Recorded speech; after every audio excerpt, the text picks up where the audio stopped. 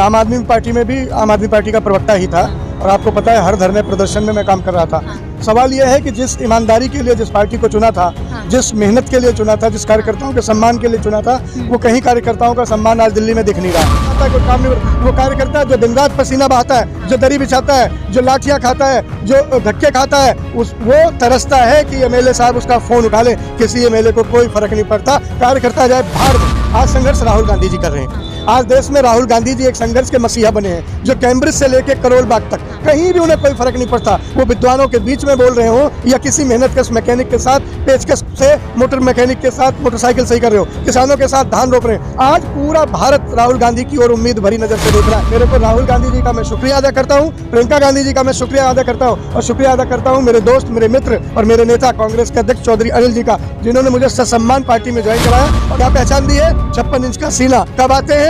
जब चुनाव होते हैं। लेकिन जब मणिपुर परेशानी में, मुसीबत में तो कौन जाता है? बाहें फैलाकर, हाथ मिलाकर, गले लगाकर, सबके जख्मों पर मरहम लगाने का नाम राहुल गांधी है। सर, आप आम आदमी पार्टी से जुड़े थे, लेकिन ऐसी कौन सी नौबत आ गई कि आप कांग्रेस पार्टी के कार्यक्रमों में आ रहे हैं?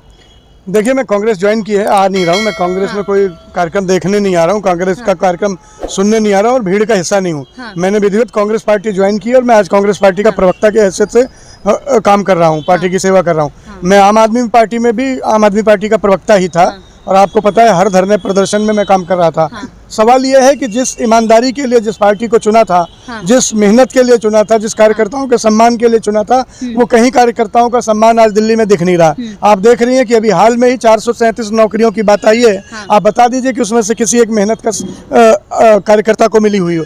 सारी नौकरी किसको मिली है? नौकरी होने की एक ही शर्त थी कि आप या तो एमएलए की बीवी हो, एमएलए की गर्लफ्रेंड हो, XYZ कोई भी गर्लफ्रेंड हो, एमएलए के रिश्तेदार हो, एमएलए के भाई, चाचा, फूफा, मामा, ताऊ, जीजा, साले, कोई भी हो। बस एक ही शर्त है आपकी उस नौकरी को पाने की कि आप एमएलए के रिश्तेदार हो। ये 437 लोग वही हैं जो शीश महल के पहरेदार हैं। लेकिन चलिए, आपने कहा, लेकिन केजरीवाल जी का एक पुराना वीडियो था, वो कह रहे थे कि मेरे पार्टी के कार्यकर्ता सारे मेरी मुट्ठी में हैं, कोई इधर से उधर नहीं जा रहा, चाहे कितना भी खरीद फरोख्त चले। सही कह रहे हैं, वो 437 लोग उनकी मुट्ठी में ही हैं, जिन्होंने रेवड़ियां बांट के नौकरियां दी हैं।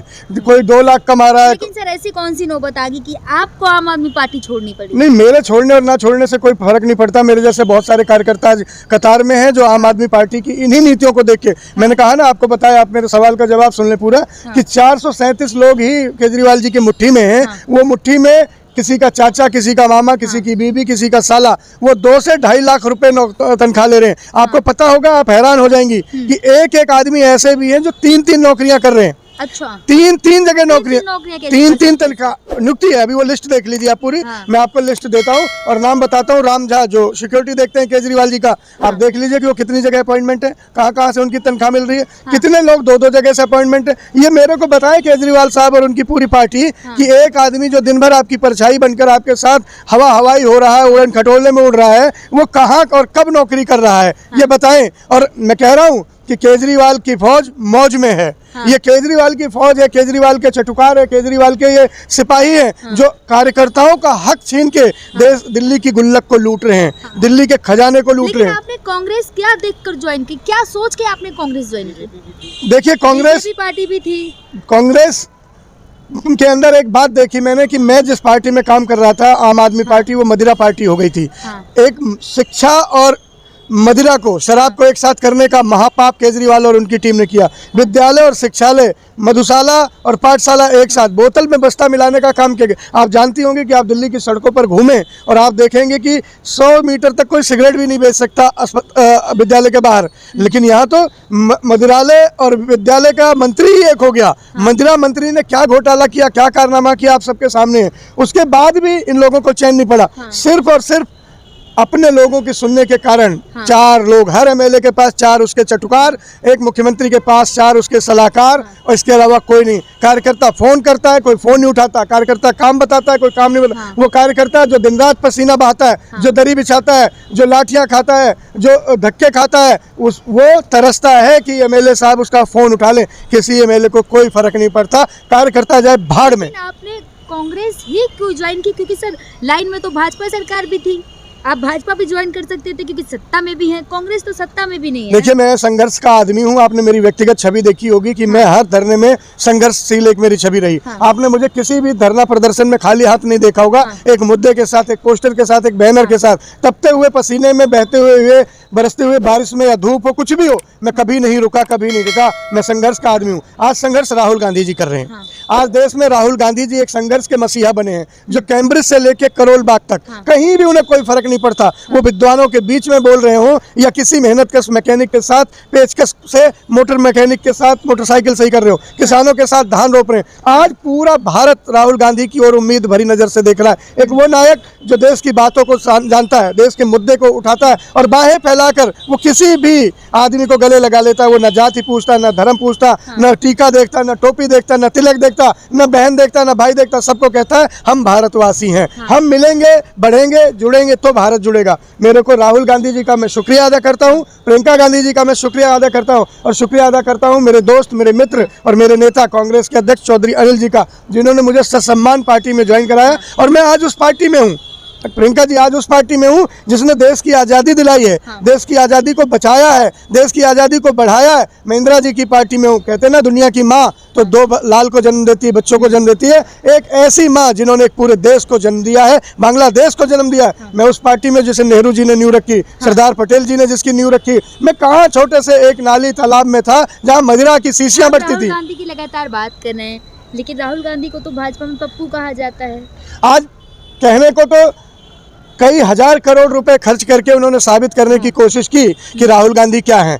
हजारों हजार करोड़ रुपए लेके मोदी जी की उड़न खटोले और फोटो की तस्वीरें, कपड़ा बदल, प्रचार बदल की तस्वीरें आती हैं, लेकिन उन हजार करोड़ों पर जब वो पेचकस उठाकर मैकेनिक के साथ बैठता है मुस्कुराता हुआ आदमी, तो उनके करोड़ों के उस खर्चे को पानी पानी कर देता है। जब वो उतरता है किसानों के साथ, बाहें कपड़े की बाजू फोल्ड करके, पैंट को ऊपर करके और सोनीपत के खेतों में धान रोपने लगता है, तो ये पूरी बीजेपी का धान बो देता है। वो उस धान का कोई जवाब ही नहीं है। एक मेहनतकश, एक सच्चा चेहरा, एक ईमानदार चेहरा। और आप ये देख लीजिए मणिपुर में क्या हो रहा है।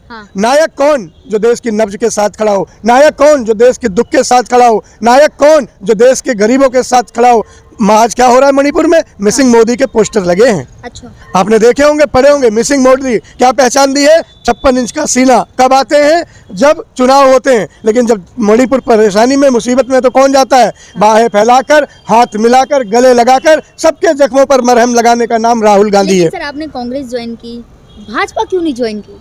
देखिए, मैं भाजपा इसलिए नहीं ज्वाइन कर रहा था कि मैं भाजपा की नीतियों से कभी भी प्रभावित नहीं रहा। भाजपा में आप देख ही रही हैं, भाजपा अहंकार के चरम पर है।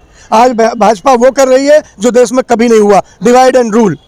आज डलहौजी की नीति चल रही है। कैसे? चाचा को भतीजे से लड़ा दो, बाप को बेटे से लड़ा दो, बेटी को माँ से लड़ा दो। कल तक, एक दिन पहले तक भी जो 70 हजार करोड़ के घोटालेबाज थे, अगले दिन ही वॉशिंग पाउडर भाजपा से धुलते हैं, चमकते हैं और डिप्टी सीएम बन जाते हैं। ऐसा क्या चमत्कार है बीजेपी? आपने कांग्रेस ज्वाइन करी है, लेकिन मोदी जी ने अभी कुछ दिन पहले कहा है कि परिवारवाद, हर विपक्षी पार्टी में परिवारवाद है। बेशक होगा, नहीं है क्या? बीजेपी में नहीं है? वसुंधरा राजे के बेटा कौन है? स्मृति ईरानी के घर से कौन कौन है? किसके किसके बंगले बन रहे हैं? किसकी बेटियां बीफ का दुकान खोल रही हैं? राजनाथ के बेटे क्या हैं? तमाम ऐसी नीतियां हैं, तमाम ऐसी लाइनें हैं कि परिवारवाद की जड़ें। मोदी के तो कोई नहीं है ना, ये मोदी का दुर्भाग्य है। उनके ना बीवी ना बच्चा, तो इसमें मोदी का दुर्भाग्य। किसने कहा था? देश के लिए क्या किया उन्होंने? ये शादी नहीं की, देश के लिए किया। देश के लिए घर पर, देश, मैं कह रहा हूँ, परिवार किसने छोड़ा? बीवी को निकाल दिया उन्होंने। वो तो अपने घर से नहीं निकले, अपनी बीवी को निकाला था। यशोदा बहन अपनी घर छोड़ के गई थी ना। यशोदा बहन आज भी उसी घर में रह रही है क्या? नहीं रह रही ना। कहाँ गई? घर किसने छोड़ा? घर छोड़ने को मोदी मजबूर हुए या यशोदा बहन मजबूर हुई? बताइए आप, किसने घर छोड़ा? यशोदा जी ने। तो मोदी जी को कहाँ से सहानुभूति मिल रही भाई? घर छोड़ा उस बेचारी औरत ने जो एक सुहागन बन के सपना देख कर आई थी, और मोदी जी सहानुभूति ले रहे। अरे मोदी जी, अब तो एक अच्छी योजना शुरू कर दी मनोहर लाल खट्टर जी ने। विधुरों को, कुंवारों को पेंशन देने जा रहे हैं। आप भी अपना नाम लिखवा लो, आपकी सरकार है, आपको भी 2-2.5 हज़ार का पेंशन मिलेगा। योगी जी, आप भी लाइन में लग जाओगे, आपकी सरकार है। ऐसे ही लोगों के लिए, ऐसे ही संगियों के लिए वो योजना है। जो संगी जिन्होंने शादी नहीं की, ब्याह नहीं किया, परिवार को नहीं संभाला, औरतों को छोड़ दिया, उनके लिए पेंशन भी देने लगे ये लोग। ऐसी पेंशनबाजी की स्कीम है। ये नीतियों पर नहीं है साहब। मैं कहता हूँ, जब देश जलता है, धधकता है, तब 56 इंच का सीना कहाँ होता है?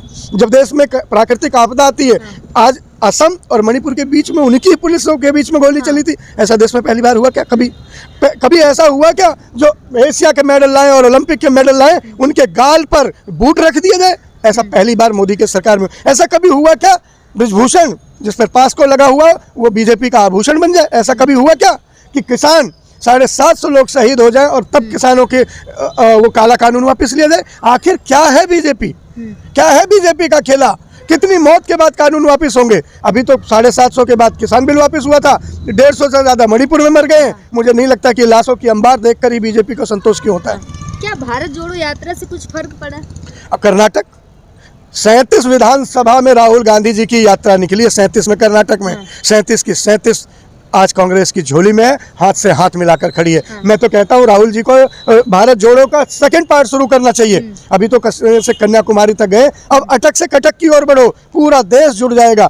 1 साल में राहुल गांधी जी की मेहनत ने, परिश्रम ने, प्यार ने, भाईचारा ने और इनके इस नारे ने कि नफरत के बाजार में मोहब्बत की दुकान खोलने आया हूँ, 2 राज्य बीजेपी से छीन लिए। आपको पता है हिमाचल भी छीना है, कर्नाटक भी छीना है, अब क्या छीनने जा रहे?